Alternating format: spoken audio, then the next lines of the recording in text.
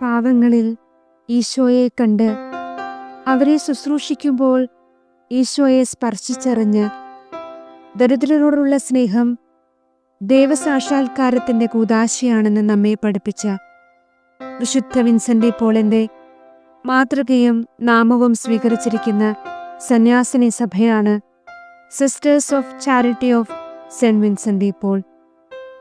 കർദിനാൾ Armand Gaston de Rohan 1734 ഫ്രാൻസിലാണ് സന്യാസ സഭയ്ക്ക് രൂപം നൽകിയത്.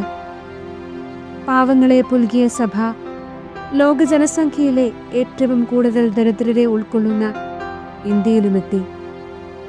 1975 മാർ ജേക്കബ് തൂങ്കുഴി പിതാവിൻ്റെ അനുഗ്രഹാശസ്സുകളോടെ മാനന്തവാടിയിലെ ഉണ്ടയങ്ങാടിയിൽ പ്രവർത്തനം ആരംഭിച്ചു. 50 വർഷങ്ങൾക്കിപ്പുറം ഇന്ത്യയിൽ ആദ്യ ചുവടുവെച്ചതിൻ്റെ ജൂബിലി നിറവിലാണ് വിൻസെൻഷ്യൻ സന്യാസിനി സമൂഹം. വിൻസെൻ്റ് പോളിൻ്റെ ചൈതന്യം ഉൾക്കൊണ്ട് മാനന്തവാടിയുടെ അതിരുകൾക്കപ്പുറം അതിവേഗം വളർന്ന സഭയ്ക്ക് ഇന്ന് ഇന്ത്യയിലും അമേരിക്കയിലും ആഫ്രിക്കയിലുമായി 31 സന്യാസ ഭവനങ്ങളുണ്ട്.